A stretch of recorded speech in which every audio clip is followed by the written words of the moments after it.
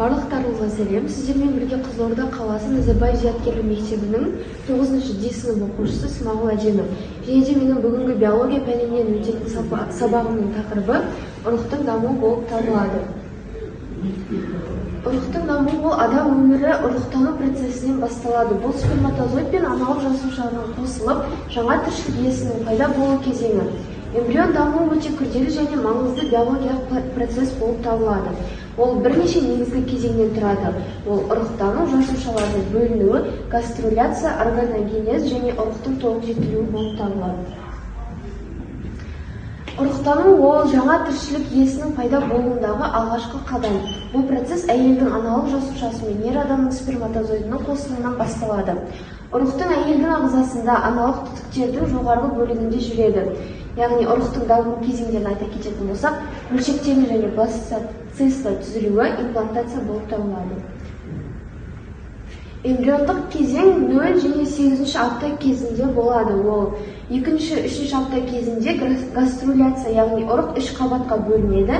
Эктодерма тері жүйке жүйесі, мезодерма бұлшық еттер, сүйектер, жүрек дамиды, ал эндодермада асқазан, ішек жолы, өкпе дамиды. 3-4 аптада нервуляция, болашақ жүйке жүйесінің қалыптасуы басталады. Жүйке түтігі жабылып, ми мен жұлын қалыптаса бастайды. Ал 4-8 аптада органогенез, жүрек соға бастайды. Қол-аяқ бастамалары пайда болады және де баланың басқа мүшелерінің негізі қалыптасады. Ұрықтың дамуы 16 апта кезінде ұрықтың терісі әлі мөлдір, саусақ іздері қалыптасады. Ал бұлшық еттер даму қимылдары белсенді бола бастайды. Сыртқы әсерлерін сезеді және қозғала алады. 17-21 аптада ұрық белсенді қимылдайды, сүйектер мен бұлшық еттері күшейеді, кіндіктің негізгі қызметі нығайып, есту қабілеті жетіледі және де барлық сезім мүшелері қалыптасады. 22-26 аптада өкпенің дамуы басталады, тыныс алу қимылдары және пайда болады. Ұрықтың бет-әлпеті айқындалып, қастары мен кірпіктері өседі. Терісінің астында май жинала бастайды және де амниотикалық сұйықтықты жұтып шығару арқылы асқорыту және тыныс алу жүйесі дамиды. 27-32 аптада ұрықтың ұйқы және белсенділік кезеңдері анықталады. Ми белсенді жұмыс істей бастайды, бұлшық еттері жетіледі. Көзін ашып жабады және де кірпіктерін қаға алады, амниотикалық сұйықтықтың мөлшері азаяды.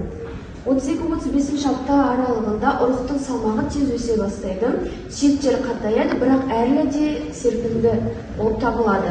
Орталық жүйке жүйесі жетіледі, бауыр зат алмасу қызметін бастайды, терісі қалыңдап, астында май қабаты жиналады. 36-40 апта кезінде барлық мүшелері толық жетіліп, ұрық туылуға дайындалады.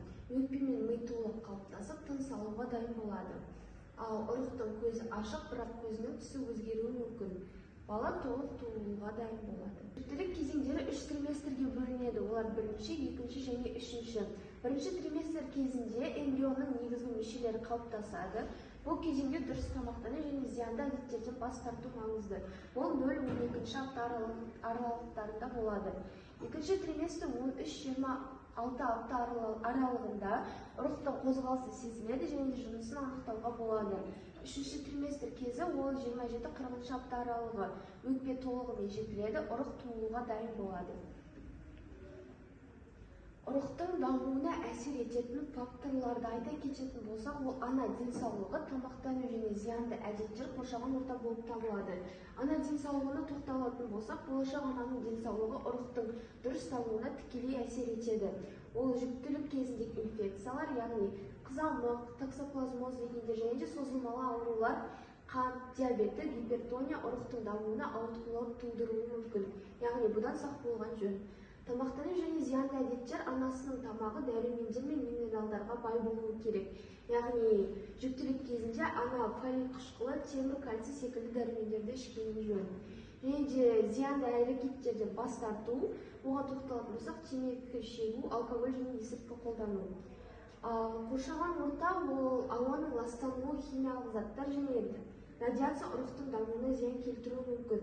Стресс пен эмоционалды тұрақсыздық та гормоналды өзгерістерге әкеліп, ұрықтың дамуын баяулатуы мүмкін деген рисктер бар.